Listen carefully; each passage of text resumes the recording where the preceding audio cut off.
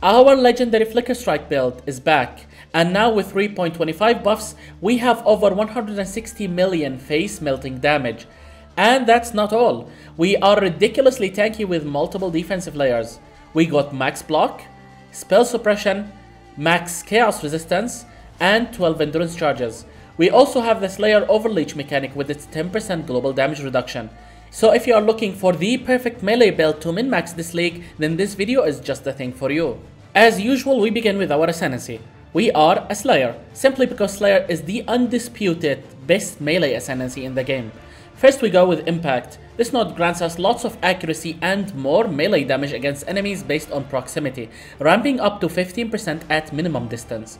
You also get lots of area of effect with this node, which are not particularly useful for this build, but if you decided to level with something like Cyclone, then it's just the thing for you. Next we got Brutal Fever. Having access to Leech from as early as Act 5 will give you all the sustain you ever need. Better still, this node causes Leech effect to persist even after reaching full life, turning it into makeshift life regen. And you get 10% global damage reduction while leeching, which is like all the time. Now by the time you reach 3rd lab, you start hitting some unique enemies. Hence we go for Bane of Legends. This node grants us 10% more damage if you have killed recently, and 20% more damage against unique enemies. Pretty straightforward. Our last Ascendancy node is Masterful Form. This node grants us one more maximum frenzy charge and sets our maximum endurance charges to be equal to our maximum frenzy charges. With some core items like Replica Pharaoh's Fur, you get to benefit from both of them all the time, which is neat. But with that we are done with our Ascendancy. Now let's take a look at our passive tree. Our tree focuses on life, melee damage, increased damage with swords, frenzy charges, block chance, spell suppression, crit chance, and crit multi. Next we have two large cluster jewels. The first one adds the following notables: Feed the Fury, Martial Prowess, and Fuel the Fight. Our second jewel adds the following notables: Feed the Fury, Martial Prowess, and Gladiator's Fortitude, or just get a jewel identical to the first one. Next for mastery choices, we got 1% chance to block attack damage per 5% chance on equipped shield, 3% increased damage per power, frenzy, or endurance charge we have, and plus 25% to critical strike multiplier against unique enemies. And with that we are done with our passive tree. Now let's take a look at our items. Please note that this isn't a cheap build. You obviously need some good investment to achieve similar levels of damage and defense. So our first item is the Squire Shield. This tier 1 unique allows socketed support gems to support whatever active gems you have in your main hand weapon. This allows for some crazy setups with specific influence mods, which adds more supports to socketed gems.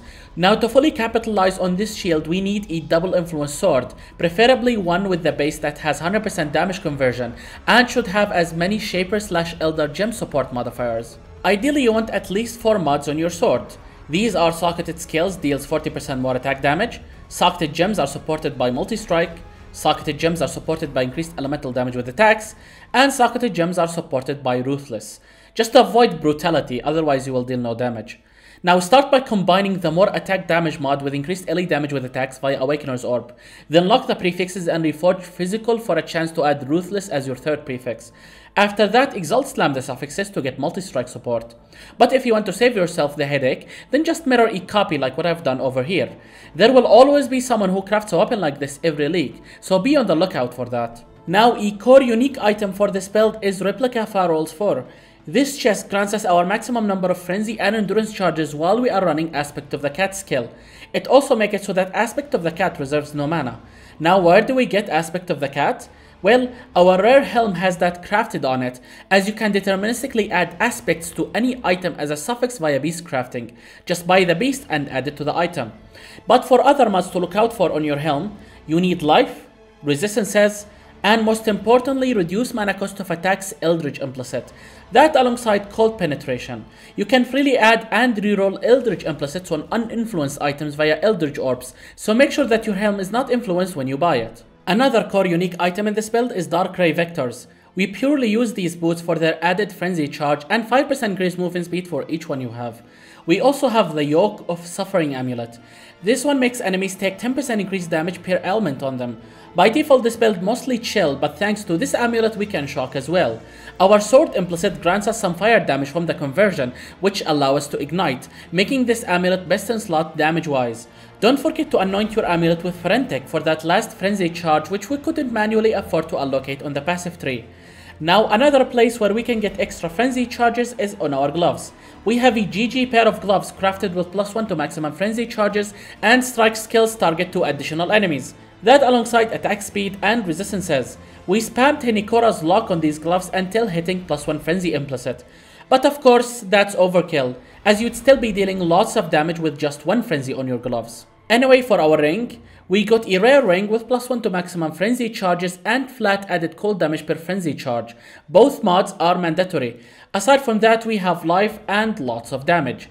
You can buy a craftable rare ring with +1 to maximum frenzy charge implicit and spam Essences of Horror on it until you get a decent combination of mods that you are satisfied with. But once you get your ring done, try to replicate its effect with Calandra's Touch, as buying that will always be cheaper than crafting a second ring. Now our last unique item in this build is Mage Blood. Despite the constant flask nerfs, we still use this build for its speed boost with Quicksilver Flask. It's not best in slot damage wise however, as that goes to Arn's Anguish, which can double your damage with brutal charges at the cost of endurance charges. But with that we are done with our items. Now let's talk about gems that goes inside of them. For our main Flicker Strike setup, first in our weapon, we got Flicker Strike, Ice Bite, and Endurance Charge on melee stun. This setup continues with our shield. In it we have Inspiration, Close Combat Support, and Awakened Cold Penetration. Now for our actual 6-link setup that goes in our chest, we have Summon Skitterbots, Awakened Unbound Elements, Bone Chill, Precision, Level 4 Enlighten, and the Portal Gem. Anyway, next we got the 4-link damage support setup. We got Assassin's Mark, Mark on Hit, Enhance, and Life Tap. Now for gems that goes in our helm, we have Less Duration and Swift Affliction.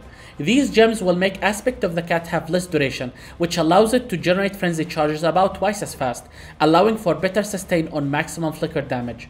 For the other 2 sockets we have Herald of Ice and Leap Slam. Just make sure that your sockets are not connected together, otherwise your Herald of Ice is going to reserve more mana. Last but not least, we got the defensive 4-link setup. We have Cast when Damage Taken, Steal a Skin, Empower, and Life Tap support. And that was it for our gems. Now let's talk about jewels. We have one Lethal Pride Timeless Jewel that mentions any general. Place this one in this socket to maximize its effect. This jewel adds additional bonuses to nearby notables within its range. We are looking for as many added chance to deal double damage as possible. You can also get additional melee crit multi and increased melee damage as well.